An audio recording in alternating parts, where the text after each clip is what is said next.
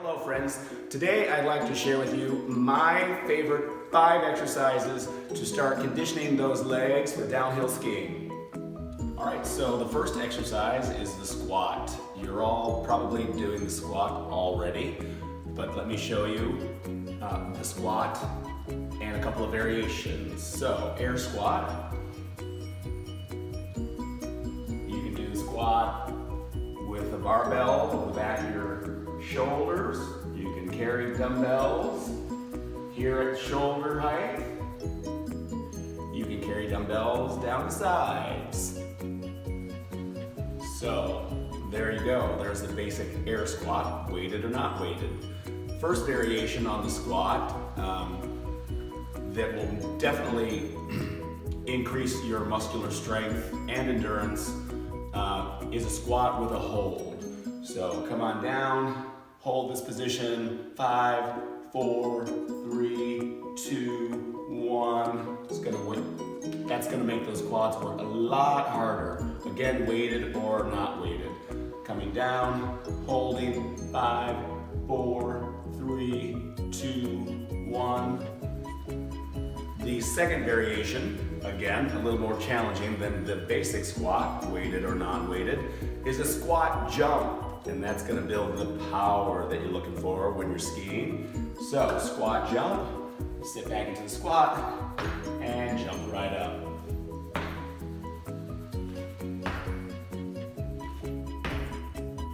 Doesn't matter how high up you jump, really, as long as you're leaving the ground. When you come back down and land on the ground, think about landing quietly and softly to protect those joints.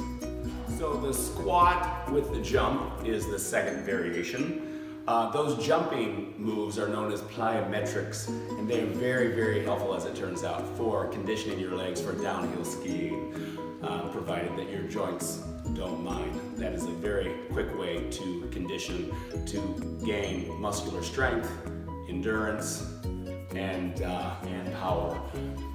All three of which you need a great deal in downhill skiing. Okay, so the second exercise is called lateral bounding. I'll demonstrate that now.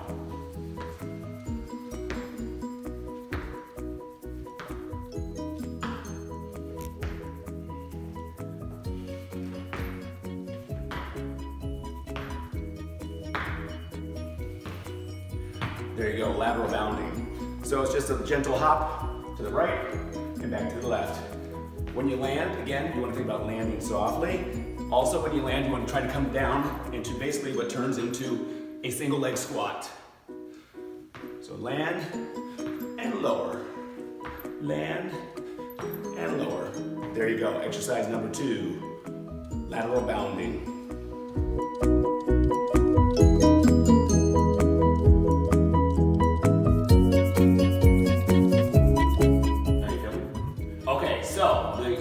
Exercise for the trunk that I'm referring to is the plank, elbow plank.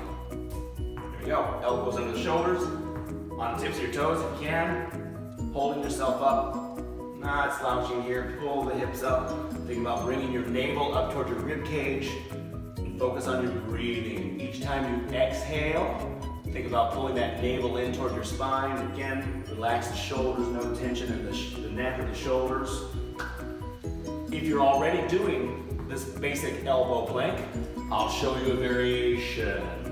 So variation to make the elbow plank more challenging would be going from 4 points of contact to 3. Very slowly, coming back down. You want to be lifting the leg and then holding and exhale that breath, thinking about tightening those abdominals. If you're looking for even more challenge, the second variation would be to add the arm with the leg. So it's opposite arm and leg. Again, exhaling as you reach the arm and the leg out, pausing, holding that position until you get the breath out completely, navel into your spine. Again, I'm working hard here, can you tell? It's hard work. Here's another variation on the elbow plank, and that's this side elbow plank. Coming on down to your elbow. Now you can do these on the floor or box or bench. So in this side plank, you want to be thinking about holding your rib cage and your hip up, squeezing them together. Your legs can be stacked. If you prefer a staggered stance here, that is fine too. The plank does get a little bit more challenging the lower you get to the floor, but you can still get pretty good challenge and pretty good benefit from doing it off a box or a bench. So that's the side plank. So if you're already doing that side plank, let me show you a variation. Back in the side plank position. Again, thinking about holding the rib cage up and squeezing the rib cage and the hip together. We can add a half jack, which is just a small leg lift. Before you go to lift that leg though, make sure you're holding that bottom hip up and squeezing the rib cage in, because your hip should not dip down when you lift that leg. If you need even more challenge than that, we can add the arm there. So there you go, side plank, half jack. Ooh, yeah, that gets those core muscles going. All right. Exercise number 4 is a split squat. Split squat. You get one leg back behind you on a bench or a box, and basically all it is a single leg squat. Really isolating the thigh and glute on that front leg. Make sure when you're coming down, that front knee is not going out on the toes. Working from the heel on that front side. Down, slowly pause. Right back up. Down, slowly pause. Right back up. There you go. Exercise number 5 is the split squat, but let me give you a variation on that one too. Gotta change legs though. We change legs. So, if you're looking for a little bit more challenge on that split squat, you can always throw a jump in there. Remember those plyometrics? They're your friend for training for downhill skiing. So it's down and up. Right to that heel. Woo-hoo.